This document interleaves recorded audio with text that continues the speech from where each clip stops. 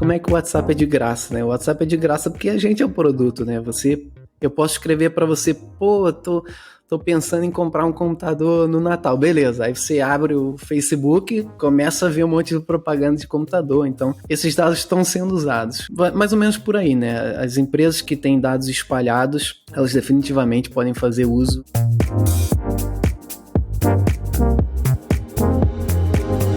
Fala pessoal, bem-vindos ao Tudo Pro Alto, aqui novamente o Gabriel Rubens e também novamente com o Breno Riba, que tá lá diretamente da Eslováquia, mas hoje ele vai falar pra gente sobre o papel do engenheiro de dados, ou Data Engineer, no equipe.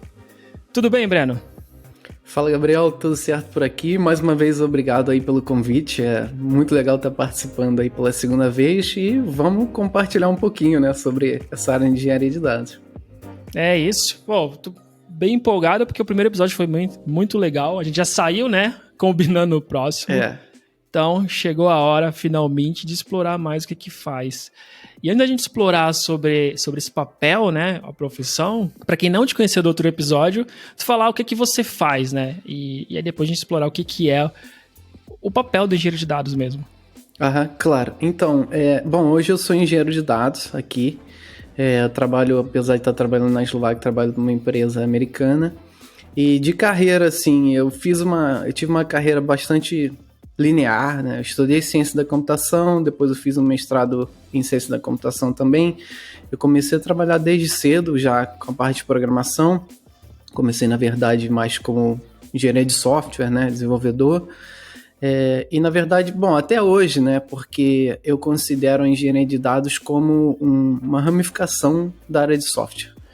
E aí, bom, a maior parte da minha experiência vem de startup, então eu, de uma certa forma, apesar de eu estar sempre focado em software, eu acabei trabalhando sempre com dados, né, de alguma forma, e aí, depois que eu vim para cá, o meu título passou a ser oficialmente engenheiro de dados, mas eu tenho para mim que eu venho trabalhando com dados já há muitos anos, só que agora com uma ênfase um pouco maior, né, em cima dos dados, né, como você, sei lá, fazer ingestão dos dados, tratar os dados, tornar isso disponível para os times.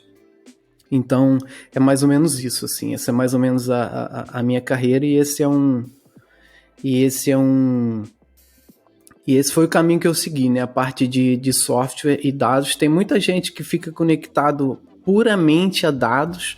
Eu sempre optei por estar bastante combinado com software. Inclusive, bom, a fim de curiosidade, quando eu vim para cá, eu vim como engenheiro de dados. E hoje em dia, só que assim, engenheiro de dados aqui ele é muito, muito conectado com software, e hoje em dia eles nem falam mais engenheiro de dados aqui, eles falam engenheiro de software com ênfase em dados, porque as coisas estão muito conectadas, né? Então, depende, tem muita gente, como eu disse, né, vou ficar focado puramente dados, e tem mais gente que, pô, vou focar em dados, mas eu vou fazer automação, vou criar API, vou, né, fazer esse tipo de coisa, então eu diria que desde sempre, assim, já tem, isso deve ter o quê?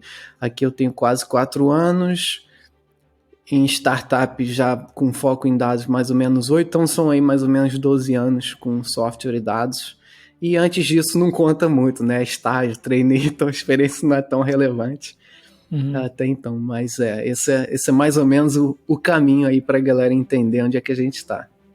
Tá bom, legal.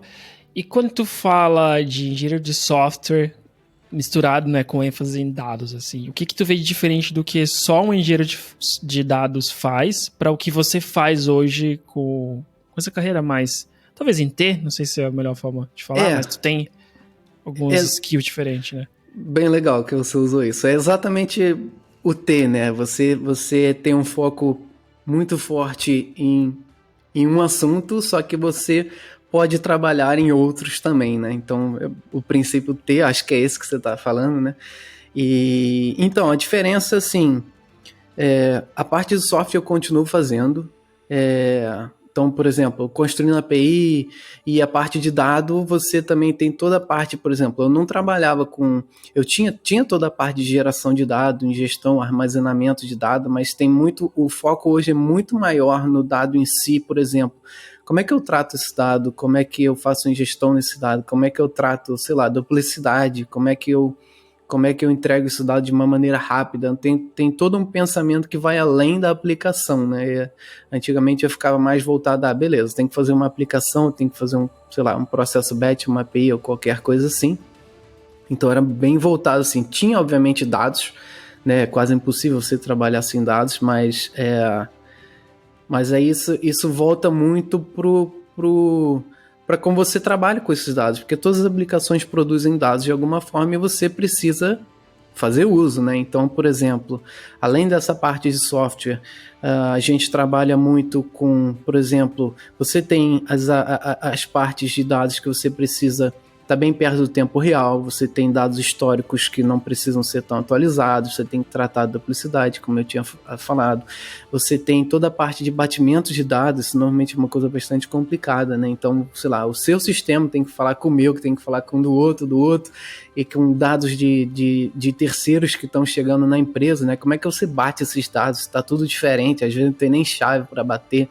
Então, são os desafios, eles são mais focados em dado, propriamente dito, né? Mais ou menos esses problemas que eu comentei, mas peças de software a gente ainda tem que fazer. Então, por exemplo, eu não consigo automatizar um pipeline se eu não tiver um background de software, né? Eu preciso entender de como é que funciona, de otimização de código, de estrutura de dados, esse tipo de coisa, né? Aí vai muito da minha experiência também, como eu estava falando, né? Que tem gente que atua num outro segmento, bem mais só dados, mas como eu estou nessa união, eu vejo mais essa diferença, assim. Eu particularmente não vejo área de dados, sou engenheiro de dados, não entendo de software. Eu não vejo isso possível. Eu acho que é literalmente uma ramificação. E é isso, assim, eu continuo trabalhando bem forte com software, mas a minha preocupação é mais em cima dos dados, não mais da aplicação em si, né? Entendi. Então acho que é mais ou menos essa diferença. Mas tu acha que existe... O que é comum ter engenheiro de dados que o foco dele é só em tratar os dados e outra pessoa vai conectar aquilo com a aplicação ou não? Tem muita gente, por exemplo, agora não mais, né, porque mudou bastante o jeito da empresa, mas tinha muita gente que ficava focado puramente em dados, por exemplo, vou ficar SQL, por exemplo, vou trabalhar num sistema, sei lá, por exemplo, o Snowflake da vida, alguma coisa super, super focada ali só nos dados, mas as pessoas não tinham noção, beleza, como é que eu, sei lá, construo... Tô falando API muito, né? Mas como é que eu construo uma API que vai fazer tal coisa? Como é que eu automatizo um pipeline de dados desde quando o dado está sendo gerado até o ponto final, né? As pessoas que ficavam muito mais focadas em, por exemplo, SQL. Não SQL só, né? Você tem todo o segmento, frameworks e etc. de Big Data. Mas pessoas que ficavam muito nesse lado. Né? E hoje em dia a gente está mais no T, que você comentou, né? A gente é especializado em certos pontos, mas a gente atua em outras áreas também. Então tem, quer dizer, não tem mais na empresa, mas tem muita gente que atua dessa maneira, né? A pessoa não tem um background de software e vice-versa, né? Eu acho que isso é útil para os dois lados. Eu acho que se você estiver trabalhando só como software, se você tiver entendimento de dados, isso vai ser relevante para você, e o outro lado também.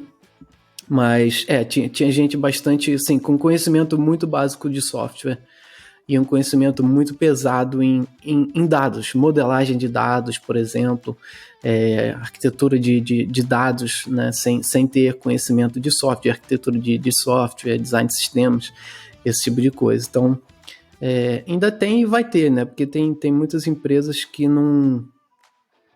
que tem essa divisão, né, mas que no meu caso, e até o que eu procuro tá no meio desses dois, né? É o software e dados. Tu comentou agora sobre empresas, né? Então, acho que seria legal até para todo mundo visualizar, né? Como que é o teu trabalho. Tu falasse talvez o que tua empresa faz e qual que é a configuração do teu time, né? Tem pessoas que são, sei lá, tem pessoas de produto, tem pessoas de UX, tem engenheiro de dados, tem só engenheiro de software. Como que é teu local de trabalho? Legal. Hoje? Eu falei, mas vou até repetir aqui. Apesar de estar trabalhando aqui, eu trabalho numa empresa americana. Sim. A empresa se chama Go Health e é uma empresa de seguro de saúde. É como se, falando num nível bem alto, assim, para todo mundo entender, é como se fosse um trivago de plano de saúde. Né? A pessoa, por exemplo, você pode ligar para a empresa e falar, olha, eu quero plano tal para os meus pais e eu preciso desses medicamentos, dessa cobertura, então vê para mim qual é o plano mais em conta e a empresa vai te guiar nesse caminho. Então é basicamente como a gente ganha dinheiro. A gente vende o melhor plano para as pessoas em cima do que ela pode pagar e da cobertura que ela quer. E em troca a gente ganha comissão das empresas de saúde. Então é assim que a empresa ganha dinheiro. De configuração, a empresa hoje tem mais ou menos uns 3 mil e poucas pessoas. Para a área de dados em si, ela é dividida, não vou nem contar como Program Manager, Scrum Master, essas coisas, mas a área de dados em si, ela é dividida nos engenheiros de dados, propriamente dito, né, que é a gente que está fazendo, né, todo o tratamento de dados, modelagem, etc. Aí você tem a parte dos analistas de dados, né, que é a galera que vai, por exemplo, aqui eles usam muito Tableau.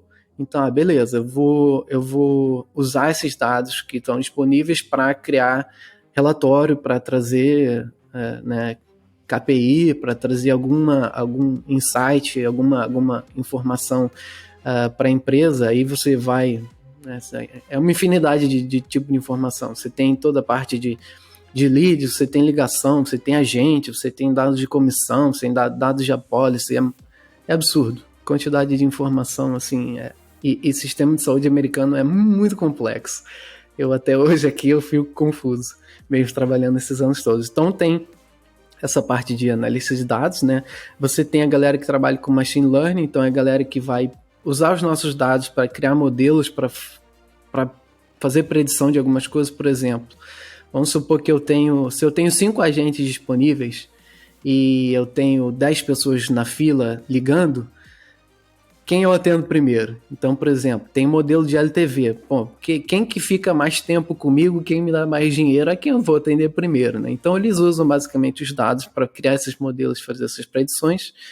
E hoje o time de dados está com mais ou menos o quê? Acho que a gente deve estar em torno de 30 pessoas, a parte de engenharia de dados. A parte de analistas de dados é um pouquinho menor, acho que deve estar entre 8 ou 10 pessoas, e mais ou menos o mesmo número para a galera que trabalha com machine learning, né? Então, o nosso trabalho é bastante de garantir que o dado está lá, em cima do que foi combinado, né? Isso é em tempo real, isso é em batch, como é que a gente vai entregar, como é que fica disponível, esse tipo de coisa, né? São várias questões que a gente pode abordar aqui, alguns problemas clássicos depois. Mas essa é mais ou menos a configuração. Então, e a gente trabalha bastante junto, né? Porque se eu não entrego um dado bom, o modelo fica ruim, os relatórios vão mostrar números errados, os agentes são pagos por comissão, então se eu falar que você tem 10 vendas e você tem 20, entendeu? Então tô mascarando o dado para você. Então tem todo esse tipo de coisa. Então a gente trabalha muito junto. Obviamente, né, como eu falei antes, tem o Scrum Master, tem o Program Manager, tem Tech Lead, toda essa arquitetura, e aqui o modelo que a gente trabalha é que cada pessoa, ninguém pode ter mais de 4 pessoas, ninguém pode controlar mais de 4 pessoas, porque aí foge do controle. Então, por exemplo, o ideal na verdade são 3, mas existem alguns casos com 4. Então, por exemplo, o Gabriel tem um time dele, beleza, no máximo 4 pessoas e por aí vai. Então, mesmo tendo tech lead, por exemplo, eu trato direto com o tech lead, mas tem 3 pessoas abaixo de mim e eu que controlo elas. E controlar no sentido de mentoria, vou ajudar a pessoa, eu vou desenhar o sistema com ela, inclusive aprovar férias, né? Então, você é responsável por aquela pessoa. Então, essa é mais ou menos a configuração que a gente tem hoje e a maneira com que a gente trabalha muito conectado, né? Acho que é impossível, não tem como, sei lá, vou pegar um ticket e falar, esse dado tem que estar disponível. Nunca é simples assim, né? Eu vou olhar, beleza, só vou tratar esse dado aqui. Então, você tem muita comunicação que depois a gente pode falar, que eu acho que essa parte da comunicação eu acho inclusive mais difícil do que a parte técnica, né? Normalmente. Saber o que perguntar, né? E muitas vezes as requisições não fazem o menor sentido, as pessoas mesmo não sabem o que elas estão pedindo. Ué, por que você está pedindo isso? Isso aqui tá errado. Se você calcular assim, você vai ter um resultado errado. Então, tem todo esse tipo de coisa, né? E até o time, porque, por exemplo, o time de dados, apesar, né, comentei, a gente tá com 25, mas não é um time de dados, né? Você tem o time, por exemplo, eu trabalho em cima do time de vendas. Você tem time de marketing, você tem time de retenção, né? Por exemplo, você fechou comigo, você fechou com a empresa há 5 anos, eu ainda estou recebendo comissão. Eu não quero que você cancele, porque senão eu paro de receber comissão. Então você tem todo um time de retenção que vai trabalhar em cima dessas pessoas que têm o risco de sair, né? Seja, né, você tem de novo aí modelos para calcular que tem maior chance para a empresa poder ligar e poder... Muitas pessoas cancelam, mas na verdade se você liga para ela e oferece, mas beleza, tá caro, vamos ver um outro, ou quer mudar sua cobertura, então esse tipo de coisa. Então são vários segmentos, e mesmo dentro do time de dados a gente tem que conversar, porque vamos supor, se você é de marketing e eu sou de vendas, a gente está muito conectado, apesar da gente ser de times diferentes, né? O marketing é o cara que traz o lead. E o lead aqui, no futuro, vai virar uma venda. Então, tem muita coisa interconectada aí. Então, acho que a comunicação é o maior desafio, né? De fato. Sim. Mas esse Deixa eu tentar construir essa estrutura aí. Tu tá dentro de um time, né? Isso. Certo? Então, tu tem o time de vendas. E desse time de vendas, ele vai ser composto por software engineers, né? Como que seria o time de vendas? Ele é composto, assim, tem uma parte da galera full stack, que trabalha com a aplicação em si, não só com a aplicação, né, mas com as aplicações que os agentes mesmo usam. E daí você tem agente, né, engenheiro de dados, você tem, eu até esqueci de comentar, a galera de teste. Hoje em dia, o nosso time especificamente tem 4 pessoas de teste hoje, mas se você pegar toda a área de dados, deve estar por volta de 10, 12 pessoas. Então você tem toda a galera de teste, você tem... que mais? Aí você tem o Tech Lead, e aí você tem, né, o PM, o Scrum Master, né, a galera que vai tomar conta das prioridades, de fazer sprint com a gente. Então é mais ou menos essa configuração que a gente opera. Quantas pessoas? Hoje. O teu time? O meu time em si, hoje são o quê? 6, 8... O time de vendas, ele é o maior, ele vai estar com o quê? Mais ou menos umas 10 pessoas. 10 pessoas, legal. Dessas 25. Então tu tem, porque tu mencionou 2 coisas aí, que uma é o time de vendas, né, que tu participa. Isso. E aí tem vários papéis, e existe o time de engenheiro de dados, né, também. Então tu existe essa comunicação? Isso, a gente tem então você tem o grupo de engenharia de dados, e você tem essas ramificações, né? Marketing, vendas, retenção e por aí vai. E dentro de cada cédula você tem como se fosse um mini grupo de engenheiro de dados. Entendi. Né? Então é assim que a gente faz. Tá bom. E quantos engenheiros de dados no teu time mesmo? Na área de vendas, a gente, no total hoje 10, mas de engenheiro de dados, puramente engenheiro de dados, vão ser 6 hoje. Hoje são 6.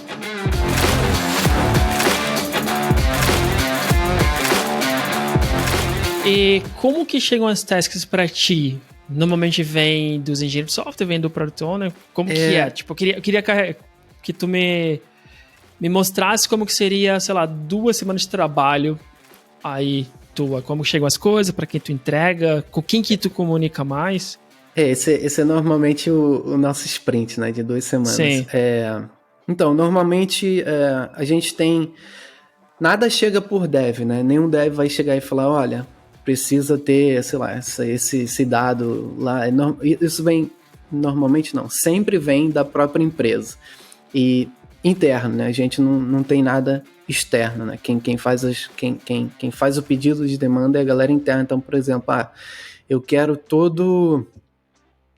todas as informações de ligação disponíveis para mim.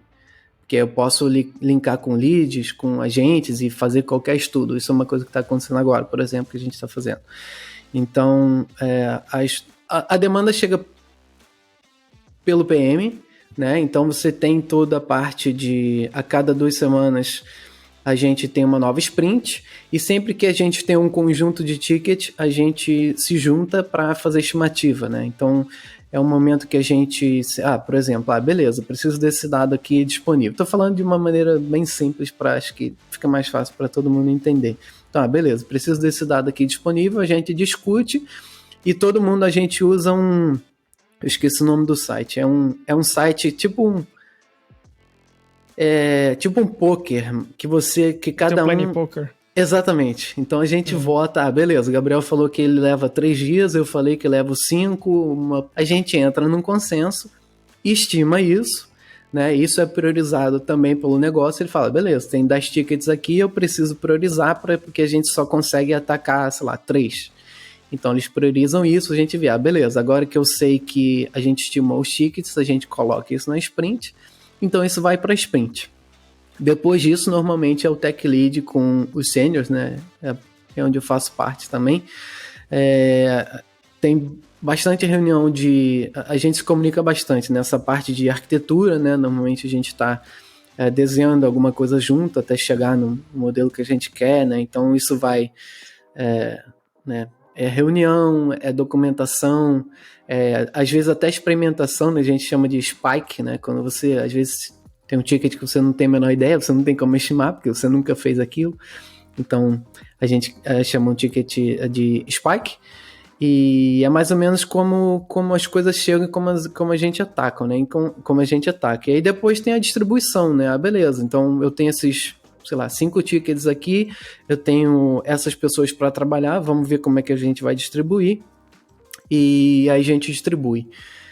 Antigamente a gente também fazia daily, né? Beleza, hoje vou fazer isso, ontem terminei ou não terminei o que eu queria, só que a gente começou a ter muita reunião, assim, principalmente senior para cima, né? Então às vezes você passar, eu ainda tenho muito trabalho como dev, né? Então, se eu passo, metade do meu dia, ou às vezes até mais em reunião, eu vou ser muito pouco produtivo. E o dele a gente passou a usar, curiosidade aqui, um site que chama statushero.com. Então, ao invés de falar, a gente todo dia de manhã, a gente entra lá no site e reporta, hoje eu fiz isso, e eu terminei o que eu tinha para fazer ontem, e eu tenho esse bloqueio, é bastante interessante, né? Você tem até status, você pode falar, tô cansado, tô estressado, esse tipo de coisa. Então a gente usa isso, todos os gerentes têm acesso ao Status Hero, as mensagens vão também para o Slack, então você, beleza, o Gabriel tá fazendo o quê? Beleza, vou entrar lá, eu consigo ver, e você mesma coisa, o que o Gabriel tá fazendo? Entra lá e vê o que eu tô fazendo. E no mais, tem muita comunicação, né? Às vezes o ticket chega pra gente, a gente já estimou, já sai, mas ainda precisa de muita comunicação com o negócio, né? Beleza, por que você quer assim? Por que você, por que você pediu esse dado? Existe alguma outra forma? Então você tem muita comunicação, tem eventuais bloqueios, né? Beleza, eu preciso pegar os dados que estão vindo de um serviço de terceiro, mas eu não tenho a conta, então você tem toda essa parte, né, de trabalhar o que você está bloqueado, a gente também reporta no Status Hero, e essa é mais ou menos a maneira com que a gente opera, né, a sprint. Então, meu dia é dividido, vou tentar dividir meu dia, né, então, por exemplo, hoje eu tive mais ou menos 3, 4 horas de reunião. Você vai falar alguma coisa? Beleza. Então, por exemplo, hoje eu tive umas 3, 4 horas de reunião. Tem uma série de coisas que eu preciso fazer e checar com a galera. Beleza. Então, por exemplo, eu tenho 3 pessoas abaixo. Então, eu preciso ver como é que elas estão. Se elas estão com problema, se elas estão bloqueadas, se elas precisam de alguma ajuda. Então, eu faço um check desse. Normalmente, a galera precisa de ajuda. Então, gasto um tempo, né, ajudando e conversando com a galera. E aí o resto do tempo é dev, né? Eu também tenho meus tickets para fazer, então o dia é bastante dividido. Eu diria que mais nesse ponto, né? Às vezes tem que a gente chama de ticket de release, né? Eu preciso jogar alguma coisa para produção, ou rodar alguma coisa de novo. Então, por exemplo, ou, sei lá, o processo que eu coloquei deu problema, que você não pode simplesmente ir lá e tacar a mão e rodar de novo, né? Coisa que eu sempre fiz trabalhando em startup, tendo pouca burocracia. Aqui tudo precisa ser auditável. Mudou uma tabela, criou uma coluna, rodou alguma coisa de novo, sei lá. É mais pelo mercado, né, que vocês estão... Exatamente. Sim. Então tudo precisa ser auditável. Então esse é mais ou menos como é que funciona, assim, um resumo do meu dia e mais ou menos como é que a gente funciona com o sprint, né? Na verdade, o quê? Mais ou menos 2 anos a gente começou trabalhando com sprint, mas as coisas não davam muito certo porque era muito difícil estimar. A gente simplesmente não conseguia estimar, porque tinha coisa que, por exemplo, beleza, isso aqui vai levar uma semana, levava um mês. Porque você tinha, sei lá, tinha que configurar a conta tal e a pessoa achava que era fácil, mas na verdade tinha muitas etapas, você achava que você tinha o dado bruto lá, mas ele estava super problemático, então você teve que revisitar, então ficou muito difícil. Então, depois a gente passou a trabalhar mais com Kanban, né, ficou um pouquinho mais organizado, e agora, esse ano, a gente voltou com o Scrum, mas de uma maneira um pouquinho mais organizada, por exemplo, todo mundo participando das estimativas, né? Antigamente ficava... o tech lead olhava o ticket rapidinho, beleza, isso aqui é uma semana, isso aqui é 2 dias, isso aqui é um mês, isso aqui é 6 meses, né? Então agora todo mundo participa e você tem a média, né? Então se você falou que é um dia e eu falei que são 10, tem alguma coisa errada. Então a gente entra num consenso. Então mais ou menos como é que a gente está operando hoje, como é que a gente trabalha hoje. Então o dia é muito picotado, né? Eu não consigo, eu não tenho assim, de manhã eu vou só programar, não, assim... Quando tu faz a parte da gestão, tu vai tendo que passar mais tempo coordenando as coisas, né? Acho que normal. Tanto que aqui, por exemplo, isso, bom, aí varia de cada empresa, mas aqui o tech lead, ele não precisa produzir. Ele efetivamente, ele não tem ticket associado a ele, mas ele tá, né, dando assistência para o time, trabalhando mais nessa parte de arquitetura, né? Então é mais ou menos como é que funciona. Então, quanto mais você sobe, já é esperado, né? Que você não vai ser tão mão na massa assim, né? Até você chegar num nível desse. Sim. Mas na parte de mão na massa, tu mencionou algumas coisas, como ingestão de dados, como tratar os dados, bater dados, né? Eu queria que tu explorasse um pouco quais são as tasks normalmente que vocês fazem, sabe? Que o engenheiro de dados que não tem essa formação, engenheiro de software que não tem essa formação em dados ou não investe tempo estudando, que não consegue. O que vocês fazem diferente na equipe e por que algumas equipes precisam de um engenheiro de dados e outras não, né? Qual que é o tipo de task, o tipo de coisa diferente que vocês conseguem trazer para uma equipe? Eu acho assim... Eu acho que toda empresa pode se beneficiar dos dados, né? Porque se você está produzindo dado, tem coisa aí, dado é informação, né? As pessoas, as empresas pagam por dado, né? Antes de trabalhar no GoHealth, quando eu estava trabalhando no Rio, é uma startup de captura de informação pública, por exemplo. Então, todo mundo pode se beneficiar disso, né? Então, da mesma maneira, você tem dado, você tem valor nessas coisas, né? Então, por exemplo, claro, se você tem, sei lá, tem uma empresa pequenininha com um sistema monolítico que vai, sei lá, tem um conjunto de 5 tabelinhas, você não precisa de um engenheiro de dados, né? Mas você tem diversos sistemas, informações vindas de dezenas de empresas, entendeu? Que você tem que juntar e tratar aqueles dados de alguma maneira. Então, por exemplo, como é que eu sei qual é o, sei lá, como é que eu sei qual é o agente que fez mais venda? Por exemplo, beleza, eu tenho uma aplicação que os operadores fazem uso, mas eu sei quantas que ele vendeu, mas as informações, por exemplo, de comissão, elas vêm das empresas de saúde.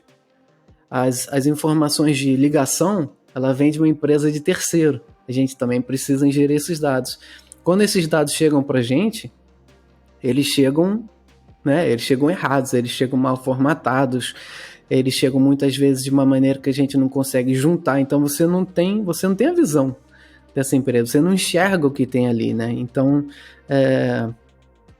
Então, esse é o maior problema, né? Você precisa ter habilidade de trabalhar com seus dados, né? Então, você, de novo, você numa empresa pequenininha, né, sistemas pequenos, você dificilmente vai precisar, né? Não tem esse trabalho tão grande. Mas quando você está já numa empresa, né, que trabalha muito focado em dados, você precisa ter esses dados. Então, por exemplo, como eu estava falando anteriormente, se a gente não tem dados preparados, a empresa não é capaz de criar, por exemplo, modelos para ver quem ela deve atender primeiro a ligação quando a fila está cheia. E como é que eu sei isso? Isso é uma junção gigantesca de informação. Assim, o tanto de oportunidade que a gente diz aqui você ligou para a gente, isso é uma oportunidade, você está querendo alguma coisa, mas não necessariamente você vai fechar. Então você tem que linkar com os agentes, né? Você por si só você não pode fechar um plano de saúde nos Estados Unidos. Você precisa de um agente. Esses agentes precisam ser licenciados. Essa informação de licença vem de outro lugar. As licenças são separadas por estados. Então tudo isso você tem que conectar. É um grafo absurdamente gigantesco de informação, né? Então você precisa saber, beleza. Então só para eu saber quantas vendas você fez, eu preciso de informação de comissão, eu preciso de informação das ligações que você fez, eu preciso da quantidade de leads, porque eu vou saber quantas oportunidades você ganhou, quantas oportunidades você perdeu, qual é o valor da comissão que eu estou ganhando em cima de você, né? Então tem até a parte de, por exemplo, aqui a gente também tem dados de gamificação. Então você está competindo com outro agente que está competindo com outro agente, quanto mais você vende, mais você ganha, né? Então, é mais ou menos por aí, né? Quando você está se deparando com emaranhados de dados, você precisa trabalhar eles, né? Então, para tirar valor, né? Então, isso tudo vai não só da parte de modelo que eu estava falando agora, mas também a parte de relatório, até a parte de auditoria, né? Tem, por exemplo, se eu registrei 10 vendas e a sua empresa de saúde que eu vendi tá falando que eu só vendi 8, pô, onde que estão essas 2 vendas? Estou perdendo dinheiro. Então, todo lugar que você olha, você precisa de dados. Então, é mais por aí, assim. As empresas que geram muito dado, muitas delas não... Bom, tem muita empresa que gera muito dado, mas não tira nenhum valor, né? Eles não tratam os dados de nenhuma maneira. Então, você tá perdendo dinheiro, efetivamente. Então, é mais ou menos por aí. E hoje você entender quem tá usando, né? O cliente final e até tipo, os operadores que tu falou, tu entender cada uma das pessoas é o diferencial, né? Acho que é muito simples a gente falar, até um exemplo simples são as redes sociais, né? Como eu lembro do Orkut pro Facebook, era uma diferença gigante, que era... Eu lembro de pensar, cara, como que o Facebook sabe que essa pessoa é minha amiga, né? Porque lá atrás a gente não tinha essa consciência tão grande. Eu já era programador nessa época, mas eu lembro de ficar pensando, caramba, eu adicionei tal pessoa, ele já tá me mostrando 5 pessoas que eu também conheço. O que hoje é tão óbvio, mas a gente não tinha essa percepção de como tratar os dados, era importante. Não só salvar no banco, né? Mas o que a gente faz daqui pra frente com eles. Aí vem o TikTok com uma forma diferente de usar esses dados, né? E aí vem ou para quem cria conteúdo, os algoritmos da vida, né? Não, tipo, são tudo dados, né? O pessoal tá colocando dados lá e eles estão falando como que eu trabalho com isso para maximizar o uso da plataforma. Dados são tudo, né? Por exemplo, já que você tocou no assunto do Facebook, as pessoas estão, beleza, mas como é que o WhatsApp é de graça, né? O WhatsApp é de graça porque a gente é o produto, né? Eu posso escrever para você, pô, tô pensando em comprar um computador no Natal. Beleza, aí você abre o Facebook, começa a ver um monte de propaganda de computador. Então, assim, esses dados estão sendo usados. Então, é mais ou menos por aí, né? As empresas que têm dados espalhados, elas definitivamente podem fazer uso e ter um retorno financeiro muito grande em cima disso, né? Mas, de novo, as empresas que são menores, né, que às vezes, sei lá, tem um sistema, não tem muitas informações ali, não tem muitos dados, então não faz muito sentido, né? O próprio engenheiro de software ali, ele trabalha naquele sistema, ele consegue tirar o proveito que ele precisa, mas as coisas fogem do controle, né? Quando você tem diversos sistemas produzindo dado, vindo de todo lugar para você juntar eles. Até as coisas muito simples, por exemplo, remover duplicidade. Qual é a dificuldade disso? Beleza, se eu tenho 2 ligações iguais no banco, eu simplesmente tiro uma, mas não é assim, né? Quando a gente está falando de bilhões de registros, não é trivial, né? E às vezes a informação pode mudar, sei lá. Hoje eu recebi uma correção de um dado de 1 ano atrás, entendeu? Então tem uma série de coisas, né? Mas eu acho que assim, todo mundo pode se beneficiar de dados, mas ele passa a fazer sentido quando você gera um volume grande de dados e você está realmente com dados espalhados, né?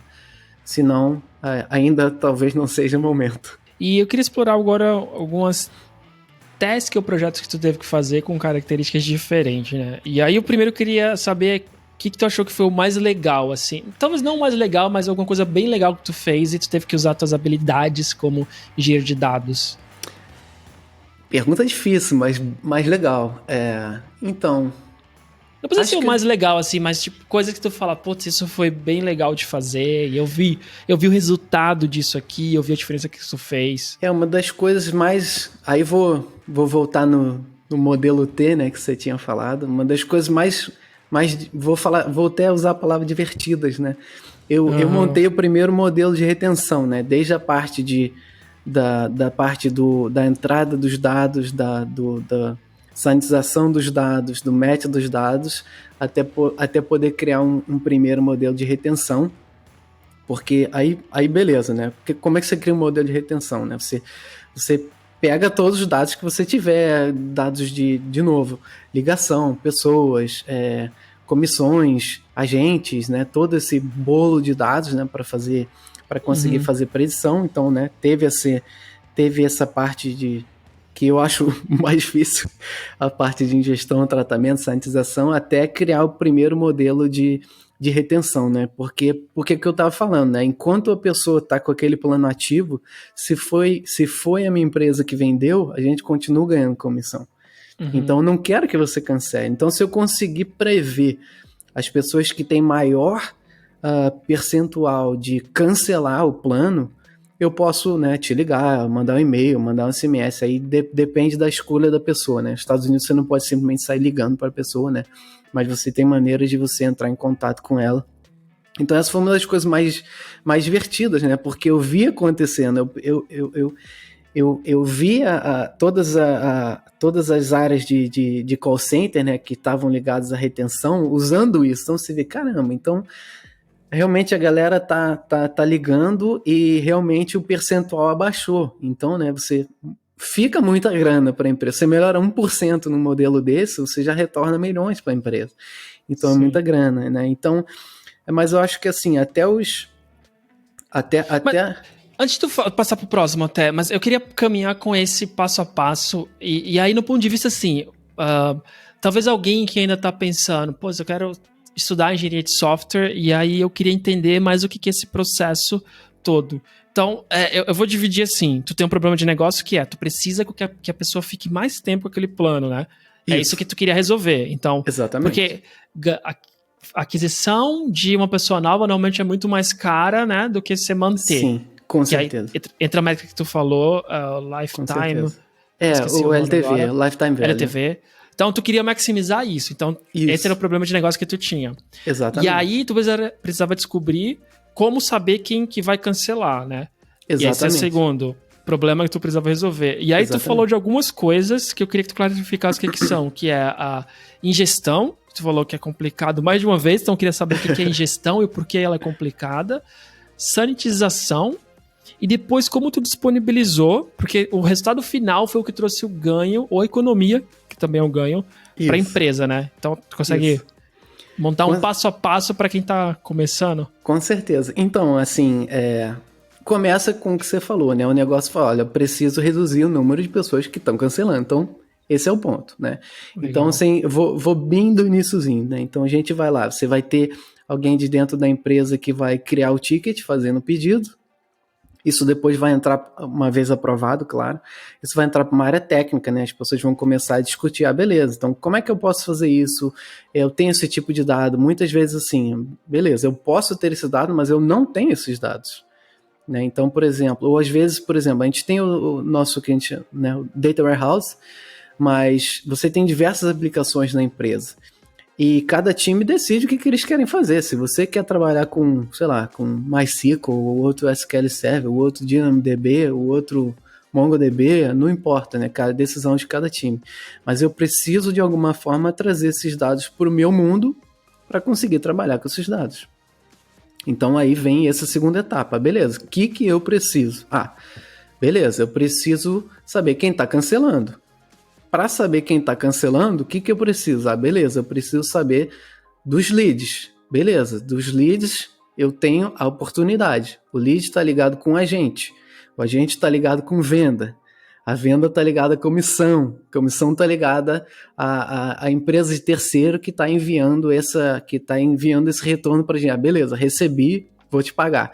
Então, tem essa infinidade de coisas. Beleza. Cada coisa também... nenhum sistema diferente, né? Como você falou. Agora tu tá... diferente. Agora tu tá conectando sistemas diferentes, times diferentes da tua empresa para juntar esses dados. Exatamente. E bancos de dados, né? Maioria das vezes bancos de dados diferentes. Todos os bancos que eu falei aqui existem. O stack é muito grande. Muito grande. Sim.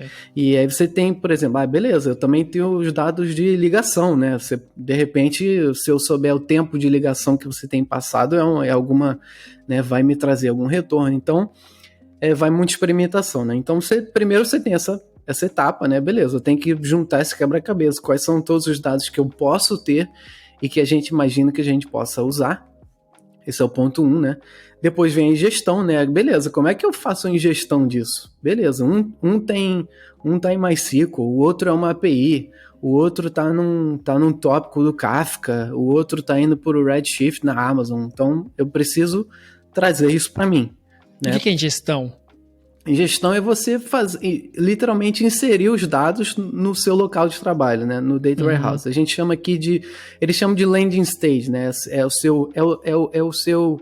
seu data lake, né? Então tu vai pegar de vários outros bancos e tu vai criar um só que é onde você vai trabalhar, né? Então, vou jogar tudo para onde eu possa começar a trabalhar. Beleza. Legal. Já tem os dados ali, que a gente chama o dado bruto, né? Mas o dado bruto, ele vem sempre com problemas, né? Daí que eu falei da sanitização. Você tem, sei lá, nomes problemáticos, tem muita coisa que é o agente que está digitando. Então, de repente, eu digitei, sei lá, seu e-mail errado.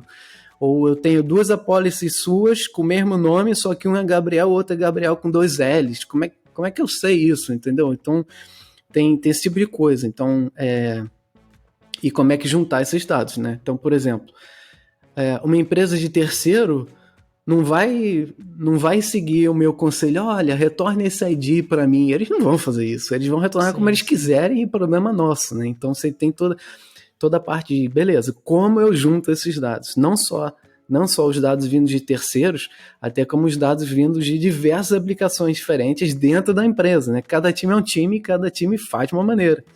Então, muitas vezes esses dados não se conectam, né? Então você precisa saber como você conecta essas coisas, né? Os dados de lead, de oportunidade, de agente, de licença, de ligação, de comissão, né, da própria empresa de saúde que a gente vendeu. Então, uma vez que você tem esses dados, né, você tem toda uma parte de preparação de dados, né? Gestão, sanitização, o match, né, entre os dados até você ter esses dados disponibilizados, né? E aí, como você disponibiliza esses dados, também é uma coisa a se conversar, né?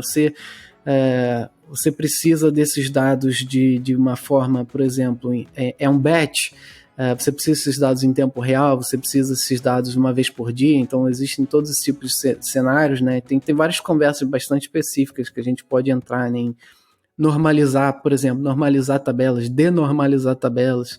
A maioria das tabelas aqui a gente usa o Star Schema, né? Você tem uma tabela e você tem todas as dimensões que apontam para ela. Não vou entrar muito nesse ponto, que acho que a gente vai ficar muito técnico aqui, mas aí beleza, uma vez que você tem esses dados todos preparados, né? É um trabalho gigante.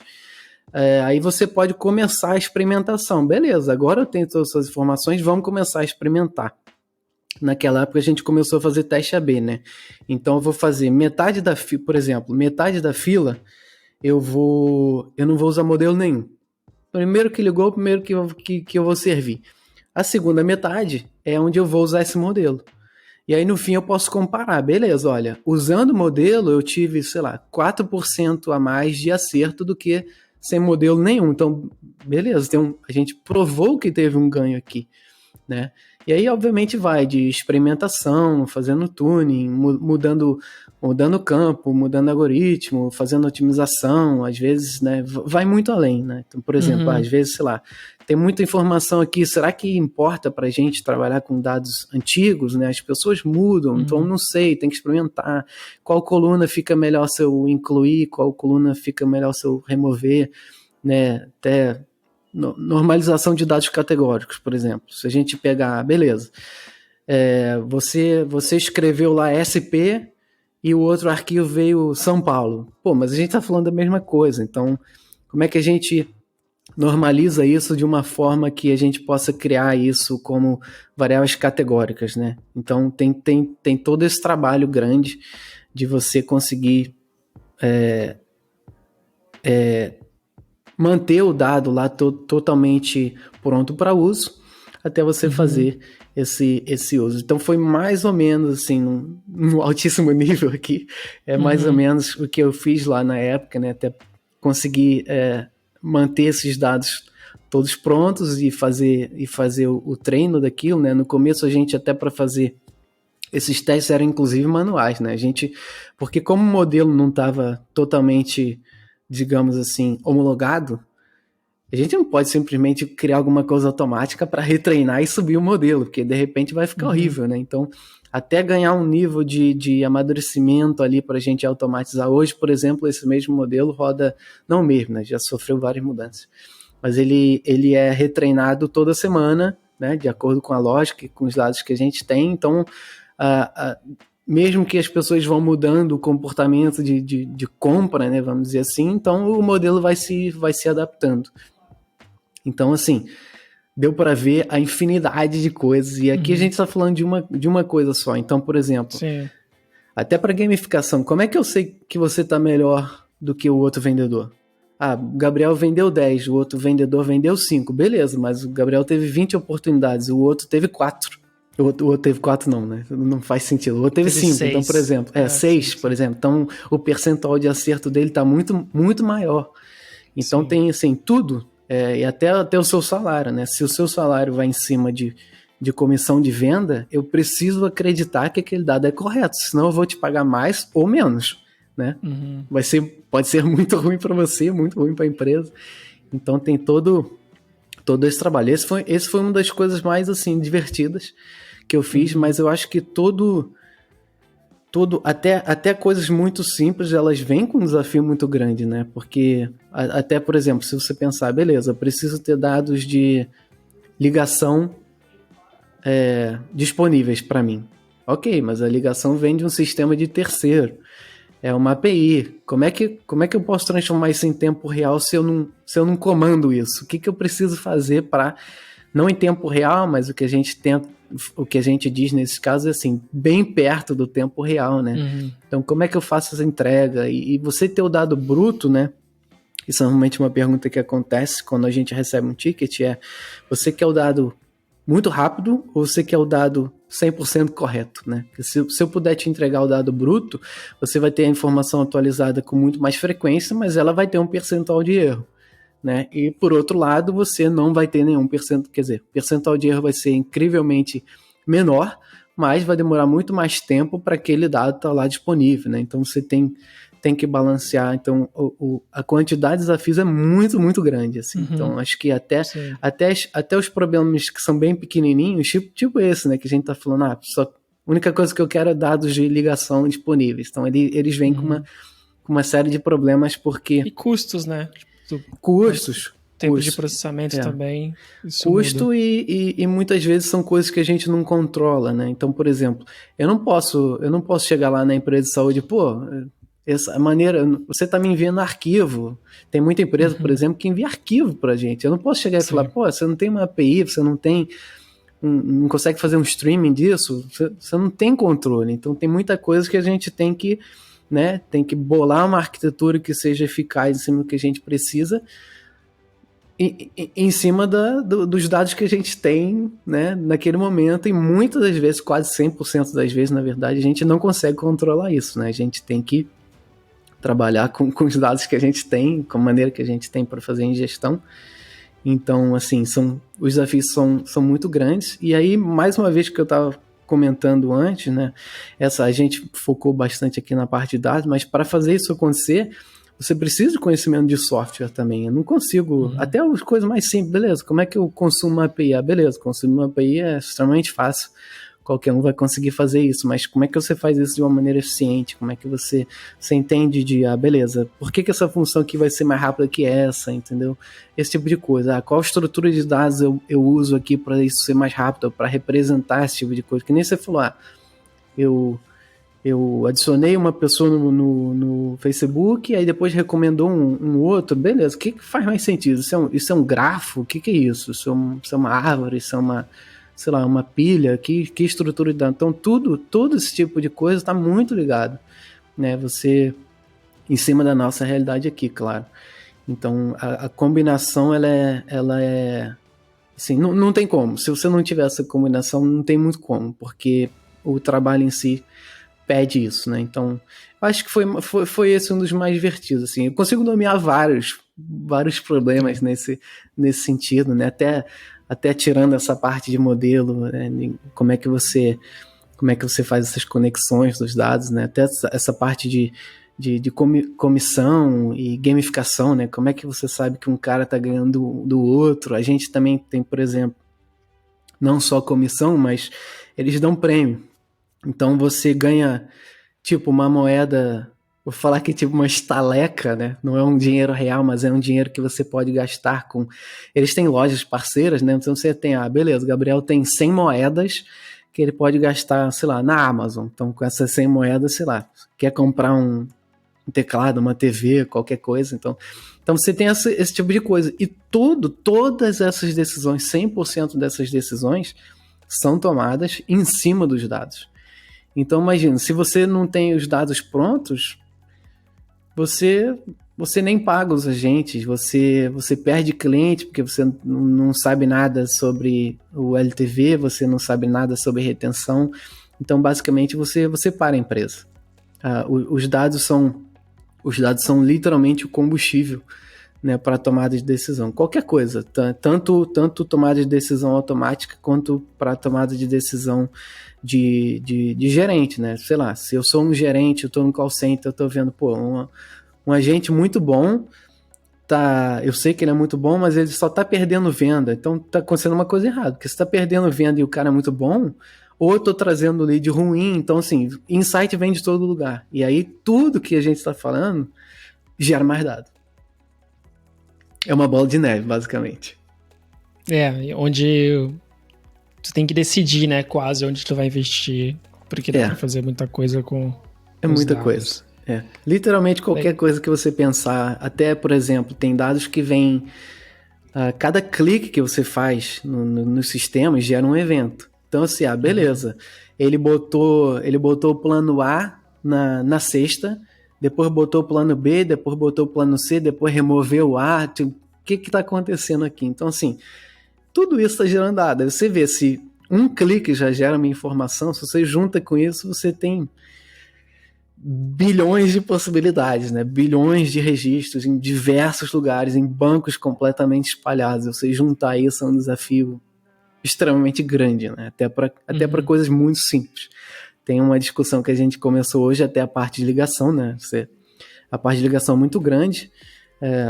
Então, como é que a gente percebeu que em alguns momentos a gente estava tendo duplicidade, a gente não pode mexer na API, porque a API é a API de terceiro. Então, como é que a gente trata isso? Beleza, assim, não é uma coisa, vou deletar os registros, né? Como é que você faz isso? Você está trabalhando com milhões e dependendo da tabela, a gente está falando de bilhões de registros, né? As operações não são simples. E você não pode chegar e falar, olha, beleza, vou rodar isso aqui, vai levar 6 horinhas. Eu não posso esperar 6 horinhas para saber se eu tô indo bem, entendeu? Então, sim, tudo vem com um desafio muito grande. Então, assim, pra galera que tá começando, quem não é de TI, quer entrar na área de TI, ou galera que já mas quer migrar para a parte de dados, todos esses desafios vão aparecer, né? Alguns de aqui é um recorte bem pequeno, né, do que da infinidade de coisas, e tem vários outros papéis mais específicos aí, né, que provavelmente tu tem que cooperar, como talvez o machine learning, ou Sim. o próprio engenheiro de software mesmo, né, que são pessoas que vão trabalhar junto e traz algumas expertises diferentes aí, né? Até coisa assim, até as coisas muito simples, por exemplo, o produto tal decidiu que vai remover um campo e vai colocar outro, mas esse campo eu estou usando e esse campo ele é usado para diversos relatórios que tem tomada de decisão. Como é que você vai? O que eu pedi é muito simples, eu só quero deletar um campo, mas não é simples, porque a quantidade de passos que esse ponto simples exige é muito grande, e a comunicação é muito grande, porque assim, se o cara do produto removeu, a área de dados vai ter que remover, eu tenho que garantir que esse dado não está fluindo no pipeline de dados inteiro, né? O pipeline normalmente, até o dado tá disponível para consumo, né, existem várias etapas, e uma vez que o dado está disponível para consumo, você tem a galera que trabalha como a galera de analista, os analistas de dados, eles precisam saber, de repente eles estão usando aquela coluna. A galera de machine learning, de repente, está usando isso para criar modelo. Então, assim, até os simples problemas geram uma comunicação muito grande, né? A gente tem problemas, é normal, né? Acho que a comunicação, para mim, eu acho que a comunicação é muito mais difícil do que qualquer barreira tecnológica, né? Ainda mais em empresas maiores, então até um simples detalhe pode gerar uma grande avalanche, né? Isso aconteceu inclusive semana passada, de eles deletaram uma coluna e essa coluna era usada para todos os dados operacionais que mantinham em tempo real todos os relatórios durante o dia, né, para eles acompanharem esse tipo de coisa. Então, uma vez que eles deletaram isso, a gente não conseguia mais fazer atualização dos dados operacionais e eles ficaram cegos. Então, assim, é o problemão que pode gerar. Então, para a galera que está querendo entrar, assim, vai ter esse quebra-cabeça constante, né? Tem que gostar. E o quebra-cabeça de que, pela experiência do usuário, tu tem que pensar muito no que tu vai pedir, quanto menos melhor, né? Porque tu consegue passar pelo sistema de forma mais simples, sem ter aqueles formulários gigantes, mas por outro lado tu perde, então existe esse equilíbrio aí pra achar.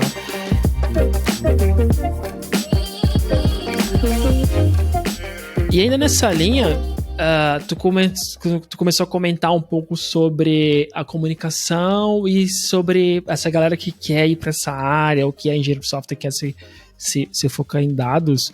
Então eu queria passar mesmo para essa parte de o que tu acha que são habilidades importantes para as pessoas aprenderem. E aí tu pode passar tanto de coisas como os fundamentos, o que seriam os fundamentos disso, e depois tecnologias que, pelo menos para agora, né, tu tem os fundamentos que é a coisa mais atemporal, né, e a tecnologia que pode ser que daqui a um ano isso esteja desatualizado, mas também o que agora tu vê como importante.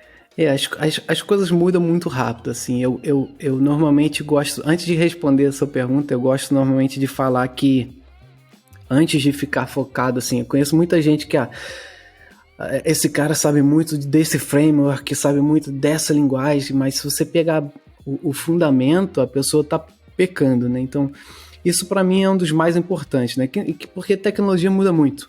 Uma coisa que eu usava 2 anos atrás, eu não uso mais, né? De fato é importante você saber, mas eu acho que assim, é mais importante você ter um conceito sólido do que você saber um framework e tal, né? Tem gente que pergunta, beleza, eu não sei nada, quero entrar na área de TI, qual linguagem de programação eu aprendo? Eu quero aprender Python, eu quero aprender Java, eu falo, para um pouco, não faz sentido, quero aprender Python, quero aprender Java. Uma vez que você tem um conhecimento sólido, a transição fica muito mais fácil, né? Tudo bem, Python é uma linguagem bastante simplificada, ajuda para quem está querendo começar, Mas de nada adianta, beleza, eu sei como é que funciona ali o básico do Python, eu sei como é que funciona o básico do Java, nenhuma empresa vai te contratar, o básico não funciona.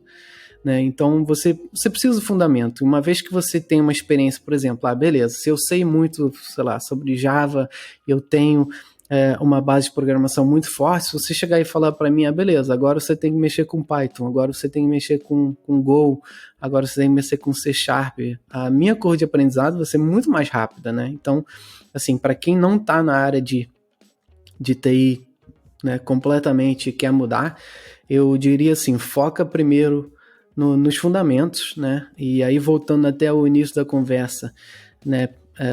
A minha opinião é que a engenharia de dados ela é uma ramificação de software, então você precisa de software, né? Eu inclusive começaria por aí, né? Quem quiser começar, pega os fundamentos de programação, né? Você entende, beleza, entende de lógica de programação, entende de estrutura de dados, entende de notação, o Big O, né? Você conseguir saber por que essa função que eu escrevi é mais rápida que essa. Então, entende esses fundamentos, né? A linguagem não importa. Eu, particularmente, acho que o Python é legal para começar porque ele é bastante simplificado, então vai ajudar bastante as pessoas que estão começando, e quando eu digo que está começando, eu digo zero experiência mesmo, para depois partir para engenharia de dados, né? E a parte de estar começando, né, beleza, mas não quero fazer faculdade, por onde eu começo? YouTube, inclusive, é uma excelente fonte de formação. Eu, na época anos atrás, eu não tinha nenhuma experiência com Python, e eu obviamente já tinha experiência como desenvolvedor, né? Já tinha uma base sólida, né? Volta ao que eu estava falando, mas eu simplesmente fiquei assistindo vídeos do YouTube até eu começar a fazer, né? E nada melhor do que a mão na massa, né? Pega uns projetinhos para fazer, beleza, faz coisa simples. Como é que eu faço um jogo da velha? Como é que eu faço um jogo da forca? Como é que eu faço um sistema de boletim de escola, entendeu? Pega uns problemas bem simplesinhos e vai incrementando depois. Beleza, agora como é que eu coloco aqui um banco de dados? Como é que eu faço uso? Como é que eu escrevo um SQL para fazer proveito desse tipo de dados, né?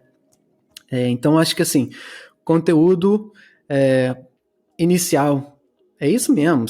Galera fala, esses cursos online são ruins, mas eles não são ruins. É um bom começo, né? Normalmente a galera que fala ruim já está no nível muito acima, obviamente o curso vai ser muito raso, né? Mas e depois parte para projetos próprios, né? Começa a brincar, criar alguns probleminhas e tentar resolver ele. Não foca muito em linguagem de programação, mais uma vez que você tem uma base sólida, isso vai fluir muito fácil. De livros que eu gosto, né? Que a gente tinha até escrito isso antes, depois que a pessoa já tiver uma noção mais interessante, né? Tem alguns livros que são bem tranquilos, por exemplo, Código Limpo é um livro bem clássico, bem tranquilo de ler. Um dos livros que eu mais gosto, mas esse é um livro bastante cascudo, me faz chorar até hoje, né? É o livro Introdução a Algoritmos, né? Um livro do Cormen, talvez muita gente... É um livro grande, né? É tipo um Senhor dos Anéis. É um livro bem grande, apesar de falar que é um livro de introdução, é um livro extremamente complexo, é um dos mais difíceis, inclusive, que eu já tive que estudar. Então, é um dos livros que mais vai abrir cabeça, né? A ponto de você saber, por exemplo, quem tá começando, normalmente, como é que você, se eu te dou uma lista, como é que você ordena uma lista? A pessoa vai lá, beleza, vou lá no Google, Python.sort, mas o que está acontecendo por trás dos panos? Tenta entender esse tipo de coisa, né? O que são os algoritmos de ordenação? Por que um é melhor que o outro? Então, esse tipo de coisa, para depois partir para a engenharia de dados, né?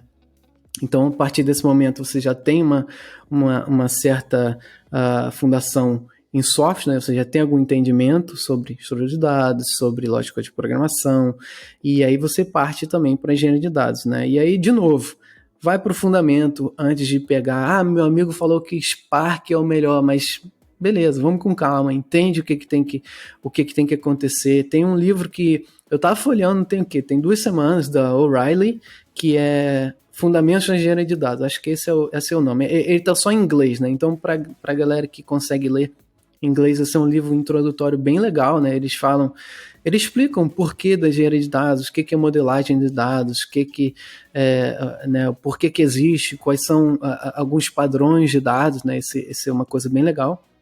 E aí depois, finalmente, eu partiria para o que normalmente muita gente fala para você começar, né? Então, são, por exemplo, o que você tinha falado, quais são as ferramentas que estão sendo mais usadas hoje, né? Então, você entender, por exemplo, um pouco de cloud, né?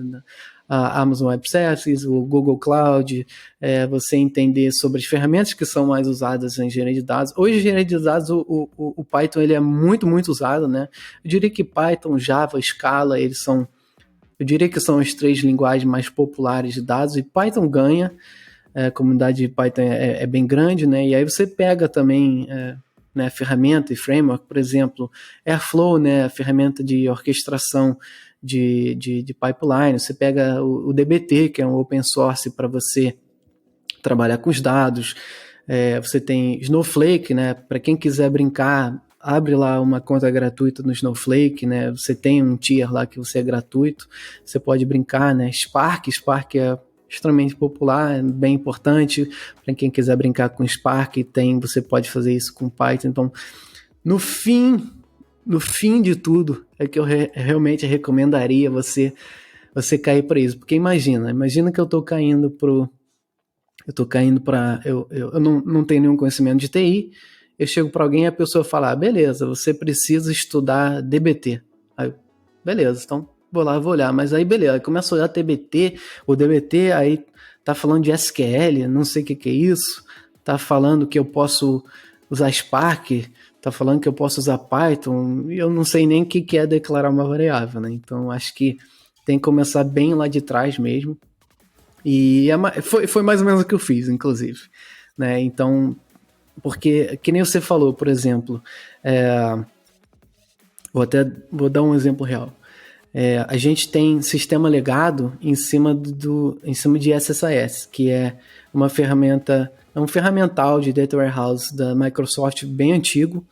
Eles migraram para Azure, agora para Azure, que é o cloud, né, a nuvem da Microsoft, mas se você pegar o SSIS puramente dito, é uma ferramenta muito antiga, né?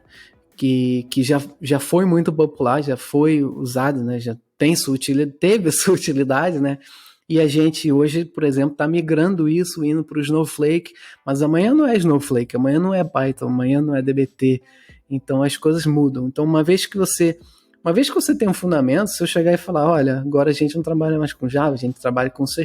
Pô, mas o Gabriel não sabe C#, mas vai aprender muito rápido, né? Você não está focado aquela linguagem em si, você tem um fundamento. E é o mesmo para os frameworks, né? Beleza, como é que você faz processamento distribuído desses dados? Como é que as coisas funcionam por trás dos panos? Por que isso é mais rápido do que isso, entendeu? Então, esse tipo de coisa, assim, esse é mais ou menos o caminho que eu seguiria. Cairia para o entendimento de software, para depois cair para o entendimento de dados e, de novo, fundamentos, para depois cair mais para realmente, beleza, vou cair dentro de framework, etc, né? Depois de um tempo, né, com uma certa senioridade, você definitivamente vai precisar de, né, experiência em frameworks específicos, em linguagens específicas, mas eu acho que para quando você está começando, se você olhar para esse mar de coisas, você nunca começa, né? Só do que a gente falou aqui, de quantidade de bancos e serviços, frameworks, a pessoa já vai ficar completamente perdida e muita gente desiste porque ela não sabe onde começar. Então, começa do começo, né? Vai do fundamento e vai dar certo. É isso. Senão fica conhecimento muito raso, né? Exato. Cara, sensacional. Todos os livros vão ficar na descrição aqui. Eu achei o Fundamentals Data Engineer também. Ele é do Joe Hayes. E eu esqueci o nome do outro autor, mas enfim, vai estar na descrição. Isso, é ele mesmo. Eu vou te mandar então, o código limpo, você deve ter achado, tem tradução. Sim, o Clean Code eu o Clean li Code. esse. O Introdução a famoso. Algoritmos, eu não lembro se tem tradução, eu acho que tem.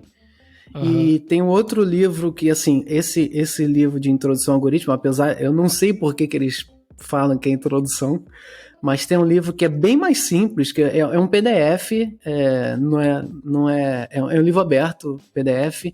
Eu vou te mandar depois, eu só lembro do autor, que é Das Gupta.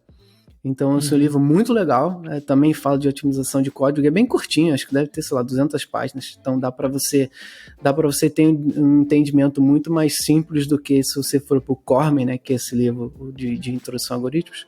Então eu vou te mandar ele depois também, que eu acho que vai ser útil pra galera, mas eu acho que, assim, antes da galera cair nesses livros, eu acho que é legal cair mesmo beleza, como é que eu faço um exemplo, como é que eu escrevo de 1 até 10, entendeu? Como é que eu faço um projetinho super simples aqui de, sei lá, boletim de escola, esses problemas simples, mas que vão ajudar as pessoas a entender, né, como que elas constroem certas coisas. Então, a partir daí, eu acho que vai evoluindo, né? E não desesperar, porque, assim, as coisas mudam muito rápido. Até o que eu usava há 2 anos, eu não uso hoje. E o que eu uso hoje, eu provavelmente não vou usar daqui a 2 anos. Ou vou estar usando, mas já vou estar migrando para uma outra coisa. Então, as coisas evoluem muito rápido, né? A gente nunca vai chegar ao ponto de, vou saber isso aqui tudo. Né? A gente vai... eu costumo pensar que eu aprendo sob demanda. Né? Eu não vou sair aprendendo, vou aprender 10 ferramentas aqui de engenharia de dados, vou perder meu tempo porque eu não estou usando, né? Então, eu vou aprendendo conforme a minha necessidade, conforme a necessidade de mudança que eu precisar fazer aqui, né, no meu trabalho, no meu dia a dia, o que quer que seja. Então, acho que esse é um caminho interessante, assim, obviamente, esse foi um caminho que eu segui, obviamente, né, existem muitos outros, não existe certo ou errado, eu só acho que esse é o mais eficaz em cima da minha realidade e, de novo, assim, porque como as coisas mudam muito, uma vez que você tenha uma base boa, um fundamento legal, a curva de aprendizado, ela é muito menor. Sim, os fundamentos tendem a ser um pouco mais estáveis, né? Então, acho que sempre válido. Eu acho que começar só por ele, eu acho difícil, eu sei que muita gente fala isso, mas eu gosto de ver alguma coisa. A gente falou, entender um pouquinho da linguagem primeiro e fazer uma calculadora que seja, um pouco daquela dopamina, né? E aí depois desse pouquinho só ir para o algoritmo, é legal. Esse é um exemplo legal que você falou, né? Uma calculadora. Você pensa, beleza, uma calculadora, mas como é que você implementa uma calculadora? Então, você vê uma variável ali, o que é variável, tu já vai entendendo, assim. Porque vão vir quando eu tentei programar, eu fui direto para algoritmo, e para mim foi difícil, porque eu não conseguia nem entender como implementar ele, assim, no software. Depois eu falei, deixa eu ver um pouquinho de Java. Aí entendi Java. Agora deixa eu voltar para isso aqui, sabe? Isso me deu um pouco mais de... Foi menos frustrante, assim, pra mim. Sei que depende de cada pessoa, mas pelo menos pra mim, eu precisava ver as coisas acontecendo, e pra ver eu precisava saber aquele mínimo da linguagem. Exatamente. Até linha de comando mesmo, né? Exatamente. Assim, a pessoa vai... Quando você começa, você vai vendo outras coisas, né? Então, aí as coisas vão se expandindo, mas acho que a galera tem que começar devagar, entender as coisas, fazer esses exemplos que a gente conversou, entender o que é uma variável, o que é um loop, o que é uma lista, esse tipo de coisa, até ela conseguir ir evoluindo. E acho que nada melhor do que o mão na massa que você falou, né? Eu particularmente também, beleza, o livro, obviamente, ele é muito útil, mas se eu pegar o livro sem nenhuma base antes, eu vou ficar mais perdido, né? Então, você vai ali, vai mão na massa, vai misturando, né, o livro, a teoria e a prática, né? Então, essa combinação é bem legal. Então, essa é mais ou menos a dica que eu dou pra galera aí que quer começar, tanto quem tá zerado, né, totalmente fora da área, tanto para quem está dentro da área já e quer fazer, por exemplo, uma migração de software para data ou de data para software, porque, sei lá, porque não tinha uma base de software muito boa. Isso tudo vale. Legal, perfeito. Cara, muito obrigado. Acho que antes de fechar, né, se tu quiser deixar algum link, de falar alguma coisa final que faltou, acho que agora o espaço é teu. Bom, eu queria agradecer de novo a oportunidade aí por estar aqui. Acho que, de novo, projeto super legal, sempre uma honra aqui estar participando. A gente falou de coisas extremamente complexas, né, em um tempo curto. Obviamente a gente teve que pular muita coisa, ocultar muita coisa e às vezes dar uma informação meio que superficial.